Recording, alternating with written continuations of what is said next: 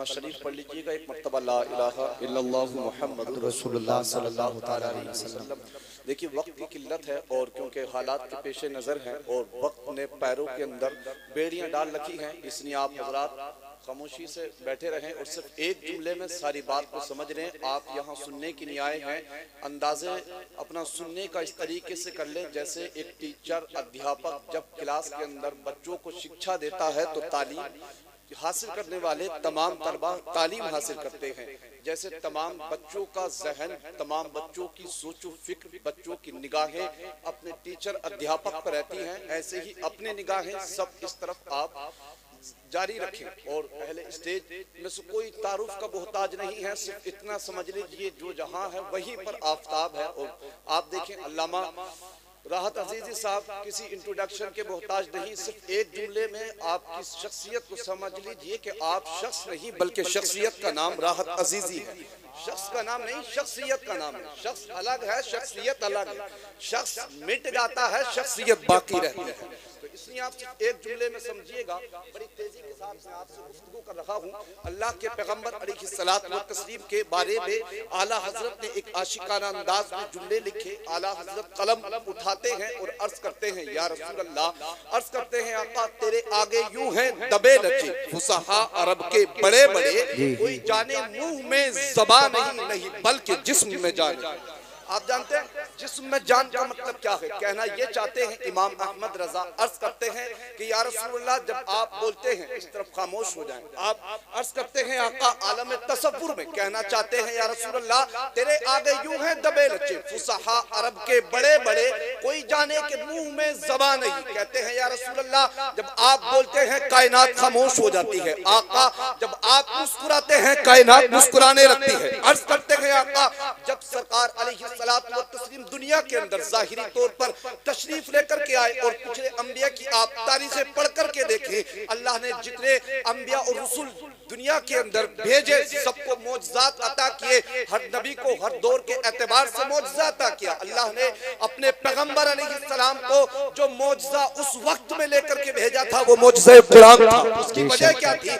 वजह ये थी वो वक्त शायरी का था, वो वक्त अदीब का था, वो वक्त फसाहत और बलागत का था। उस वक्त में एक से एक बढ़ करके फसीह व बलीग था, एक से एक बढ़ करके कलाम करने वाला था। अल्लाह ने अपने महबूब को ऐसे वक्त में भेजा जब लोग एक से एक बढ़ करके कलाम करते, एक से एक बढ़ करके बात करते। उस वक्त पैगंबर इस्लाम को खुदा ने कुरान अता किया और फिर एक जुमला फरमाया, कहा लाओ कुरान की मिसल कोई एक आयत ही ला करके दिखा दो।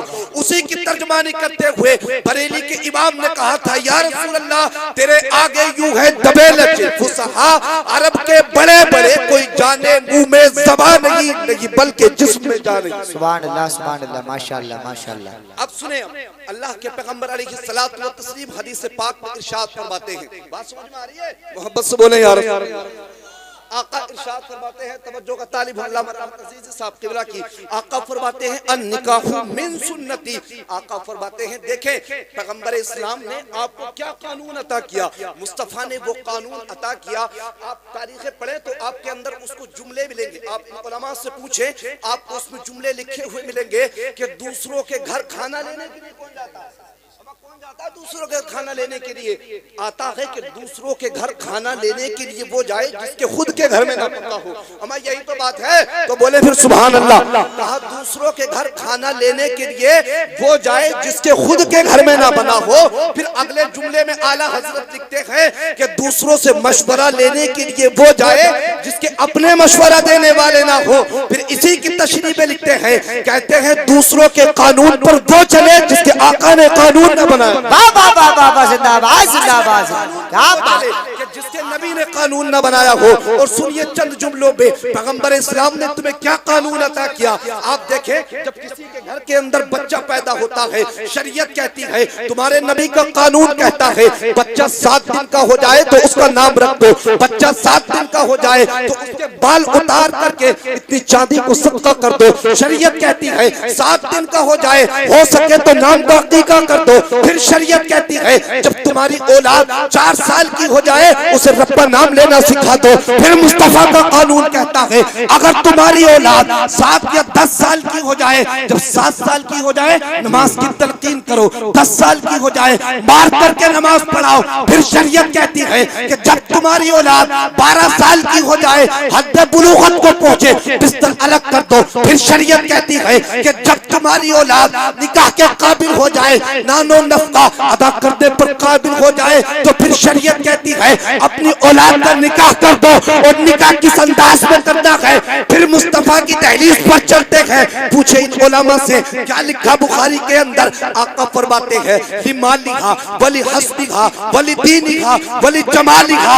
आका फरमाते हैं बंदा निकाह 4 वजूहात से करता है। कोई तो निकाह इस वजह से करता है, कोई हस्ब नसब की वजह से निकाह करता है, कोई माल की वजह से निकाह करता है, कोई हुस्न जमाल की वजह से निकाह करता है। लेकिन मुख्तसर से वक्त में समझिए, आका फरमाते हैं तुम में सबसे बेहतर वो है कि जो मेरे दीन की वजह से निकाह करे। इसलिए कि अगर कोई माल की वजह से निकाह करेगा तो माल से अपनी सूरत को संभाल सकता है, माल से अपने चेहरों को निखार सकता है, माल से बिल्डिंग तो बना सकता है, माल से अपनी जिंदगी तो आबाद कर सकता है, चेहरा तो संभाल सकता है। लेकिन जो बंदा दीन की वजह से शादी करेगा उसकी दुनिया भी सुधर जाएगी, नस्लें भी सुधर जाएगी।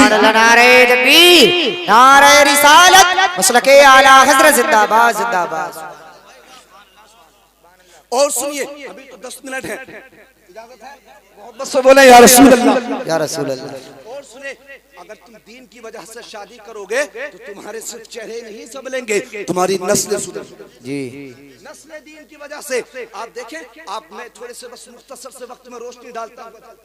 आप देखें बहुत सारे ये हालात पेश आते हैं, बहुत सारे मामलात हमने देखे अपनी जिंदगी के अंदर, आपने देखे होंगे। पूछे अल्लामा राहत अजीज साहब किबला से, आप मालूम करें इनसे, न जाने कितने ऐसे बेटे हैं कि बेटे 4 हैं, बेटे 5 हैं, बेटे 6 हैं, और देखें उसी के बाप को दर दर की ठोकरें खा रहा है। देखें बेटा जवान है, बेटा कमाने के काबिल है, लेकिन देखें औलाद दूसरों के टुकड़ों पर पल रही है। और बाप की उसी औलाद, जब औलाद जवान है, देखिए उसी का सगा बाप। न जाने कितने ऐसे बाप हैं जो सिग्नल पर हाथ फैला करके भीख मांग रहे हैं। बताएं कितनी ऐसी माएं हैं कि जो नकाब ओढ़ करके गैरों के आगे हाथ फैलाती हैं।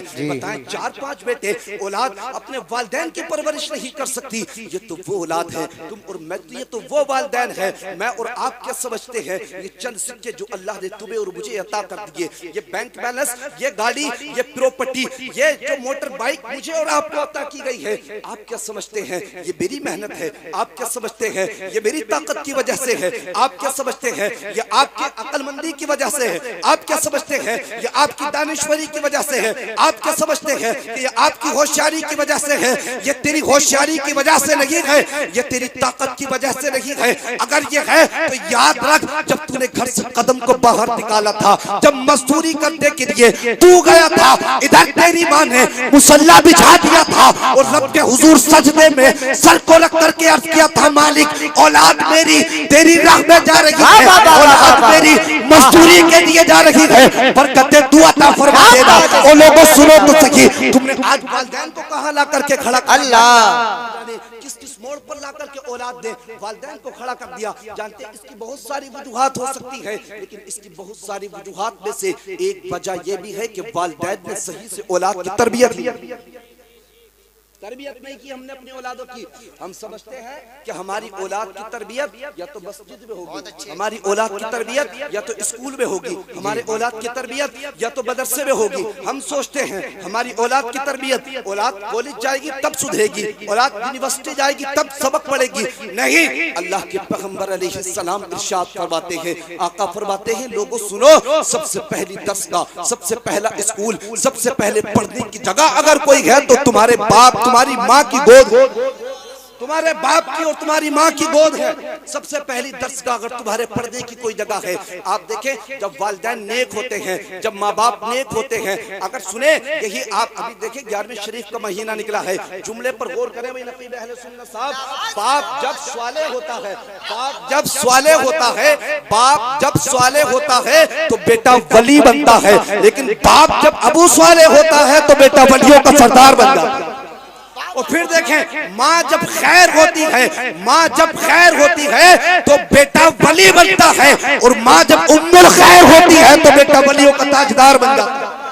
और देखें ये बाप की तरबियत होती है, वालिदैन की तरबियत होती है। वालिदैन चाहे तो बच्चे को वली बना सकते हैं। मुख्तसर से वक्त में बस बात का इख्तिताम कर रहा हूँ। देखिए हजरत कुतुबुद्दीन बख्तियार काकी की जिंदगी को पढ़े। 4 साल की उम्र शरीफ थी कुतुबुद्दीन बख्तियार काकी की। माँ ने हाथ को पकड़ा, हाथ पकड़ करके मदरसे को लेकर के गई और उस्ताद मोहतरम के करीब जैसे पहुंची, कहा उस्ताद मोहतरम से कहा आप हमारे लख्ते जिगर को कुरान अजीम की तिलावत करा दें, आप हमारे बेटे को रब का कुरान पढ़ा दें, आप हमारी औलाद को मुस्तफा का दीन सिखा दें। अब सुने तो जरा, जब हजरत कुतुबुद्दीन बख्तियार काकी जैसे ही उस्ताद के करीब पहुंचे और उस्ताद ने पढ़ाना शुरू किया, उस्ताद ने कहा बेटा पढ़ो अऊज़ु बिल्लाहि मिनश शैतानिर रजीम, पढ़ो बेटा बिस्मिल्लाहिर रहमानिर रहीम। कुतुबुद्दीन बख्तियार काकी ने तारीख के पन्नों पर लिखा है सिर्फ अऊज़ु और बिस्मिल्लाह को ही नहीं पढ़ा, बल्कि बिस्मिल्लाह के बाद में अलहम्द के अलिफ लाम से लेकर कुरान अजीम के 14 या 15 पारे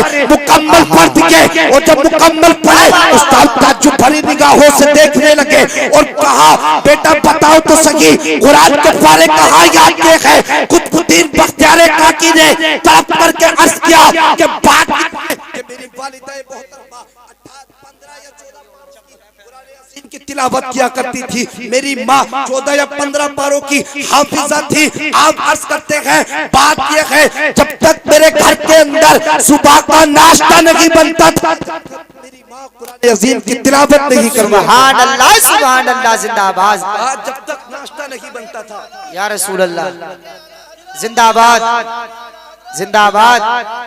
अल्लाह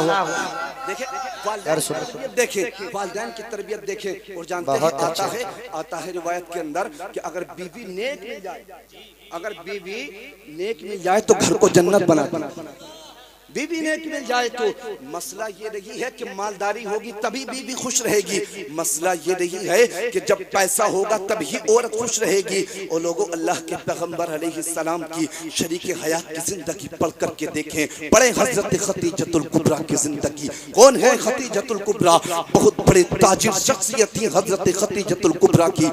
आप जिंदगी का मुताला करें, आप देखें इतनी मोहब्बत करती पैगंबर इस्लाम से, इतना प्यार करती कि जब पैगंबर आज़म के निकाह में आई सारी दौलत अपनी उन मुस्तफा के कदमों में ला करके खर्च कर दी। और उसके बाद में ये वो मलिका थी कि जिनके आगे पीछे नौकर रहा करते, कि जिनके गुलाम रहते, जिनकी खिदमत के लिए, जिनके घर के काम करने के लिए बांधिया रहा करती थी। लेकिन पढ़े तारीख आपको पता चलेगा जब पैगंबर आज़म के निकाह में हजरत खतीजतुल कुबरा आई तो निकाह में क्या ही मुकद्दर सबल गया।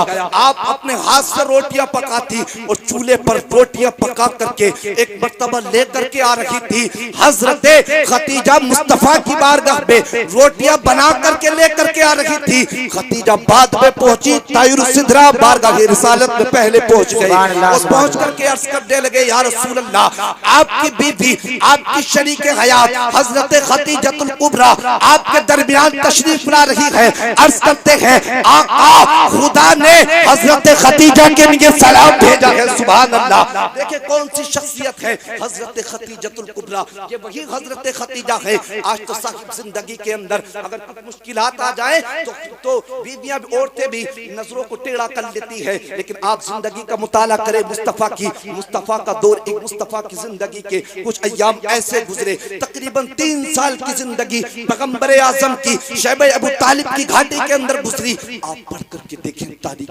पैगंबर इस्लाम जब हजरत खतीजतुल कुबरा और अपनी अपनी बेटियों को लेकर, तमाम चाहने वालों को लेकर के शैबे अबू तालिब की घाटी के अंदर पहुंचे। आता है तारीखों में उस वक्त पैगंबर इस्लाम अलैहिस्सलातु व तस्लीम की शरीक हयात, आपके चाहने वाले तमाम के तमाम शैबे अबू तालिब की घाटी के अंदर पत्तों को पीस करके खाते, पत्तों को पीस करके पानी में घोल करके पीते। हजरत खतीजतुल कुबरा वहां पर प्यासी रहती, भूखी रहती। जो खवातीन और थी जिनकी गोदों में बच्चे थे, प्यास से बच्चे तड़पते, उनकी माएँ अपने बच्चों के मुंहों पर हाथ रखती, एक जुमला फरमाती, कहती बेटा तुम्हें रोने की जरूरत नहीं है, तुम्हें परेशान होने की जरूरत नहीं है। जानते हैं कि तुम्हारे हल्क सूख चुके हैं, जानते हैं कि तुम्हारे पेटों के अंदर कुछ नहीं है, तुम्हें ग़िज़ा की जरूरत है, लेकिन याद रखना तुम जिस नबी का कलमा पढ़ते हो, तुम अगर आज इस भूख और प्यास को बर्दाश्त कर लोगे तो वही पैगंबर आज़म तुम्हें जन्नत के अंदर आबे कौसर के जाम से सैराब फरमा दे। तो लोगों, पैगंबर आज़म अलैहिस्सलातु व तस्लीम की जिंदगी का मुताला करें और देखें आका अलैहिस्सलातु व तस्लीम की शरीक हयात किस तरीके से हुजूर अलैहिस्सलातु व तस्लीम के साथ में जिंदगी गुजारती, कितनी तकलीफों में जिंदगी गुजारती।